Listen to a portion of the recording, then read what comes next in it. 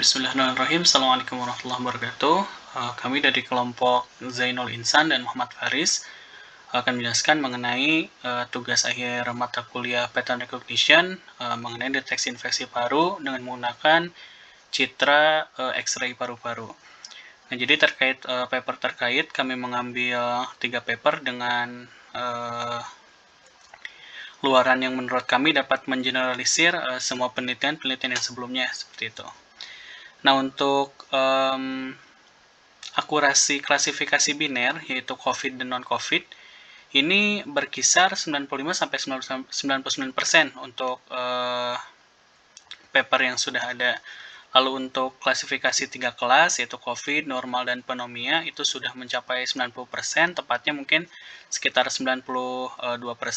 Nah, namun untuk akurasi klasifikasi 4 kelas, yaitu COVID, normal, pneumonia bakteria, dan pneumonia viral, itu belum mencapai 90%, tepatnya baru sampai 89,7%. Nah, jadi klasifikasi 4 kelas ini yang akan kami jadikan kasus kami. Nah, seperti itu. Dan untuk data yang kami dapatkan, itu kami dapatkan dari penelitian Khan et al. Yang sudah ada di kami cantumkan pula sumbernya, seperti itu. Untuk alur pengerjaan tugas akhir ini, pertama kami melakukan eksplorasi data, juga melihat bagaimana sebaran datanya dan juga melakukan analisis perbandingan. Nah, setelah itu kami melakukan generate data dari data yang sudah ada, yaitu untuk melakukan praproses ya. Jadi ada 2 metode praproses yang kami lakukan, yaitu PCA dan juga seeded region growing. Nah, ini untuk detailnya nanti akan dijelaskan selanjutnya. Lalu untuk algoritma learning yang kami gunakan, yaitu CNN, support vector machine, decision tree, dan XGBoost. Nah, ini random forest-nya kami lewat, ini lupa dihapus, seperti itu. Dan setelah mendapatkan hasil dari learning, kami melakukan evaluasi. Nah, ini untuk eksplorasi datanya. Jadi, sebagaimana sudah dijelaskan sebelumnya, untuk PCA kami mengenerate 3 buah jenis. Lalu untuk seeded region growing, kami mengenerate 5 jenis dengan threshold yang berbeda-beda. Nah, ini untuk sebaran datanya untuk label COVID 320 dan normal, pneumonia, dan lain sebagainya itu di kisaran 400 semua ya.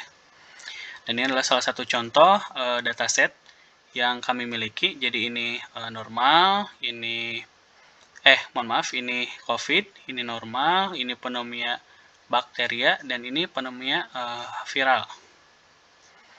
Dan untuk sebaran datanya, setelah kami amati, ini tidak terlalu jomplang ya, sehingga asumsi kami ini bukan permasalahan imbalans ya, karena untuk label COVID ini tidak jauh berbeda dengan label-label yang lain, begitupun label yang lainnya. Nah, setelah kami melakukan plotting dengan menggunakan algoritma PCA ya, sehingga citra yang tadinya ribuan fitur setelah di flatten menjadi 2 fitur saja, dan di sini kami melakukan plotting dengan bantuan algoritma tersebut. Dapat kita lihat bahwa sebaran COVID ini memang cukup unik ya, tidak numpuk di satu tempat seperti label-label yang lainnya, sehingga memang dapat disimpulkan bahwa jika klasifikasi biner itu cukup mudah dengan sebaran data seperti ini gitu. Makanya tadi kan di paper rujukan ada yang sampai 99% untuk klasifikasi biner, ini cukup wajar gitu, dengan kita bisa melihat sebaran data seperti ini. Nah, untuk PCA kami melakukan plotting importance feature dengan bantuan random forest ya, sehingga kami dapat memplotting seberapa banyak pengaruh yang diberikan oleh setiap fitur terhadap label. Dan di sini kami mengenerate PCA 30, PCA 30, terus 50, dan juga 100, seperti itu. Dan setelah kami lakukan analisis secara awam ya, maksudnya hanya dengan grafik, kami menyimpulkan bahwa dimensi 50 itu dapat mengeneralisasi lebih baik itu dibandingkan 30 dan 50. Dikarenakan untuk important fiturnya sendiri, jika kita lihat sudah cukup banyak, ini tidak memberikan terlalu banyak kontribusi ya, seperti itu. Dan selanjutnya adalah praproses data. Kami mengenerate dataset dengan shaded region growing, dan ini adalah contoh data normal yang belum dipraproses. Lalu ini shaded region growing yang menggunakan threshold 60, ini 120, 180, 210, dan 240. Dan ini luaran plotting dengan menggunakan PCA 2 dimensi ya.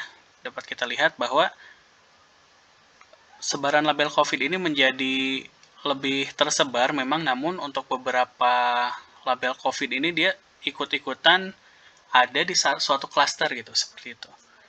Dan untuk yang ini yang 60, lalu yang 120, kita bisa lihat ini generalisasinya jauh lebih baik dibandingkan yang 60. Dan ini 180, ini juga cukup baik. 210 kita lihat ini sudah lumayan tergabung ya di dalam klaster label lain. Dan untuk 240 ini kurang bagus lah ya, dapat dilihat dari sebarannya sendiri. Dan untuk itu kami menyimpulkan bahwa yang layak untuk kami gunakan sebagai dataset itu yaitu threshold 120 dan 180 dilihat dari sebaran data yang diberikan. Nah, untuk learning kami menggunakan 4 algoritma, yaitu CNN, XGBoost, Decision Tree, dan Support Vector Machine. Dan untuk CNN kami menggunakan pre-trained model, yaitu dengan menggunakan MobileNet versi 2.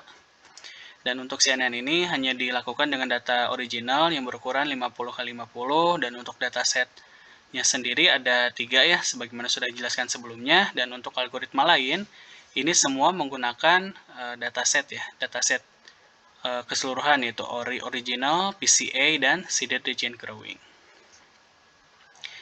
Dan untuk hasil dari CNN, ini kami melakukan force close atau menghentikan proses learning ya di tengah jalan, dikarenakan ini lossnya yang tidak bagus lah. Ini yang menggunakan MobileNet ya, MobileNet versi 2. Nah, ini kami force close di tengah jalan karena si grafiknya sendiri sudah menunjukkan ketidakbaikan dalam proses training lah ya, seperti itu. Dan ini untuk parameter yang diestimasinya sebanyak 3.500.000. Dan untuk volt 1 kan ini volt 2 yang sedang dikerjakan, volt 1 itu sudah ada hasilnya. Ini lossnya 4 dan akurasinya itu hanya 40% ya. F1 score-nya pun hanya 4%. Jadi ini cukup kecil. Sehingga kami mencoba membangun model CNN, ini model default dari model default CNN. Jadi maksudnya kami tidak melakukan optimasi ataupun parameter tuning ya. Ini default. Dan untuk optimizernya kami menggunakan Adam, seperti itu. Dan untuk parameter yang diestimasi sekitar 400.000 ya, segitu. Dan untuk hasilnya ini jauh lebih baik ya dibandingkan dengan luaran yang menggunakan MobileNet yang sebelumnya kami force close.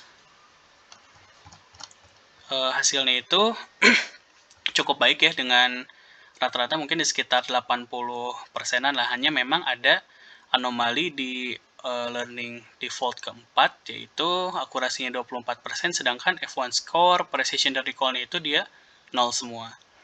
Seperti itu. Jadi memang kalau misalkan kami melakukan analisis dari grafik confusion matrix, ini tuh sebenarnya sudah cukup baik ya untuk membedakan COVID dan non-COVID, dan itu akurasinya hingga 100% untuk membedakan apakah COVID atau tidak. Namun memang yang sulit itu membedakan pneumonia bakterial dengan pneumonia viral, itu masih sering ada kesalahan. Dan selanjutnya untuk algoritma decision tree, ini dengan menggunakan data normal memberikan performance terbaik ya, luaran akurasi 68% dan untuk F1 score-nya sekitar 68% ya. Namun untuk keluaran yang terburuknya itu ada di data shaded region growing dengan threshold 120. Dan untuk support vector mesin pun masih sama ya, data luaran terbaiknya masih ada di data normal dan juga untuk terburuknya masih di T120. Dan untuk XGBoost pun masih sama, luaran terbaiknya ada di normal dan juga yang paling buruknya ada di T120. Nah, hasil dan evaluasi internal yang kami lakukan ya. Jadi untuk luaran terbaik itu ada di algoritma CNN default ketiga dengan akurasi 87% dan F1 score-nya sekitar 86%. Dan luaran terburuknya itu ada di SVM Volt keempat data T120 ya. Dengan mengabaikan anomali pada CNN karena tadi sempat kita lihat bahwa CNN memberikan luaran yang aneh ya pada Volt keempat. Dan untuk akurasi yang SVM tadi itu sekitar 29% untuk akurasi dan 19% untuk F1 score. Lalu selanjutnya untuk shaded region growing ini tidak memberikan performance yang baik ya untuk kasus yang kami angkat, dikarenakan memang citra yang kami dapatkan itu berbeda-beda, dalam artian rumah sakitnya berbeda, alat pencitraannya pun berbeda-beda, dan kualitas environment-nya pun berbeda, sehingga terkadang pencahayaannya itu tidak konsisten. Sementara memang shaded region growing ini amat sangat sensitif terhadap pencahayaan, sehingga memang cukup baik berjalan jika shaded region growing melakukan praproses di data-data citra satelit dan citra-citra yang memang memiliki pencahayaan yang konsisten, seperti itu. Dan untuk data dengan menggunakan PC 50 dimensi masih belum terlalu sudah baik, memang akurasinya cukup baik ya, namun memang tidak lebih baik dibandingkan dengan menggunakan data normal. Lalu jika dibandingkan dengan penelitian sebelumnya atau penelitian yang kami angkat di atas, akurasi dan F1 measure yang kami berikan dari luaran tugas ini belum bisa menyamai ya dengan luaran terbaik dari paper-paper tersebut. Jadi memang untuk yang terbaik itu sebagaimana sudah dijelaskan sebelumnya, yaitu 89,6%. Ini untuk prediksi 4 kelas ya, 4 kelas pneumonia normal, COVID, dan pneumonia viral. Dan untuk yang terbaik yang kami dapatkan itu hanya 87,6%. Dan juga tadi yang internal terlewat, untuk MobileNet itu memang tidak dapat memberikan performance yang baik, bahkan menurunkan performance kalau misalkan kami analisis ya, tidak dapat memberikan luaran yang baik dengan menggunakan pre-train MobileNet versi 2, seperti itu. Dan lanjut lagi ke penelitian terdahulu. Jadi akurasi yang terbaik dari paper dengan 89,6% ini, dia menggunakan pre-model exception. Dan memang mengapa kami tidak menggunakan exception atau VGG 19 atau 16, itu dikarenakan memang kami memiliki keterbatasan resource untuk merunning pre-train model tersebut, dikarenakan MobileNet itu hanya 3 juta parameter, sedangkan VGG itu hingga 130 juta. Dan untuk saran dari hasil telaah kami, dari hasil tugas kami, yaitu untuk pneumonia bakterial dan pneumonia viral itu dapat menggunakan data yang lebih besar, karena data kami itu hanya sekitar 400 untuk setiap labelnya, sementara kami menemukan di Kaggle itu ada resource yang menyediakan hingga 5.000 instance untuk normal, terus untuk pneumonia viral dan pneumonia bakterial. Jadi ini bisa cukup membantu ya untuk meningkatkan akurasi dan F1 measure. Sebagaimana kita ketahui dari hasil kami tadi itu belum terlalu baik ya untuk klasifikasi pneumonia viral dan pneumonia bakterial. Sementara untuk COVID-nya udah cukup baik. Lalu saran selanjutnya yaitu menggunakan pre-train model yang lebih mumpuni ya, seperti VGG-19. Tapi memang ini memerlukan resource yang amat sangat baik ya. Lalu untuk praproses citra ini sebenarnya bisa dilakukan juga dengan menggunakan edge detection, HOG dan lain sebagainya, karena memang sebagaimana kita ketahui bahwa pencitraan dari citra X-ray ini diambil dengan environment yang berbeda-beda, sehingga pencahayaannya pun, kualitas pencahayaannya pun sangat berbeda gitu kualitasnya, dan ini menjadi sulit untuk menggunakan algoritma praproses yang amat sangat sensitif dengan skala keabuan seperti shader region growing. Ya, mungkin hanya sekian dari kami. Terima kasih. Wassalamualaikum warahmatullahi wabarakatuh.